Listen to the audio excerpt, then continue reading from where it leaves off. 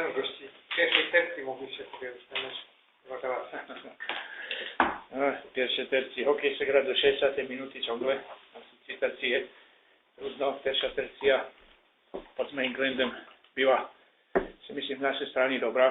V dobrom prevedení neposolili sme tým hospodárom dužo až na ten popelnený bod, jeden, ktorý skoristali a v druhej tercii ponovne začali sme grať, jak si tak początek druhej tercii byl bardzo z našej strany taký bojazlivý. No i gospodáre to vedeli u mne skorzystať, bo poprostu po takých blendoch, jak sme zrobili v druhej tercii, no nič iného nemôže byť len bránky. My sme v strelbe vecej toho zagraženia mali tam.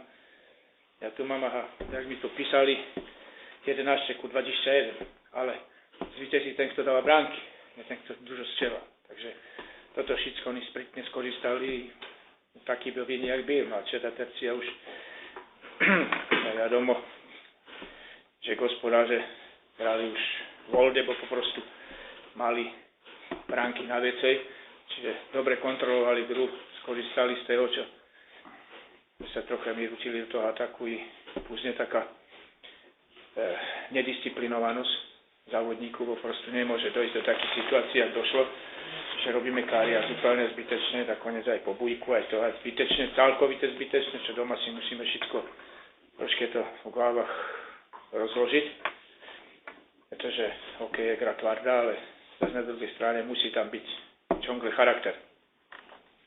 No a na druhej strane musím aj povedať, že v bráne nemali sme to pevné také postavenie, jak povinno byť, že táne bránky sme kasovali. Takže týlko gratulácie domácim do víťazstva. No, hlavne tá prvšia tresa, to som nespokojný, bar sme rizikovali na očívanie útočnej tercie a z toho vznikali kontry a tam 3x2-1-1, takže tam keď boli dali bránky, tak veľmi ťažko by sa to otačalo. Veľmi dobré Zbora zabronil v tých momentoch, počímal družinu. Ručníci naši. Tak. No a potom sme vykočítali tie šance, čo sme mali, veľmi dobre zagrala Pešia, Piontka, Koluš, Zapala a Maláš, ktorí boli strojcom toho dnešného vynika. A už kolega povedal, potom tej tretej srdci sa už dográvalo, tam sme v pokoju ten mač dograli.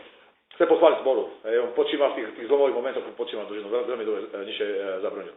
To bola taká vážna zgrana po tej vysokej prehranej stykách, takom útoku či po Určite, ale mali sme čas, sme v piatok nehrali, tak bol čas na to prigotoviť, odpočinúť si od hokeja a aj prigotoviť družinu na ten dnešnejší máč a sme pokázali, že naozaj, že ešte brakovalo aj Dudku a Baklíka, že v pevnom sklade sme schopní celkovú družinu zdolať.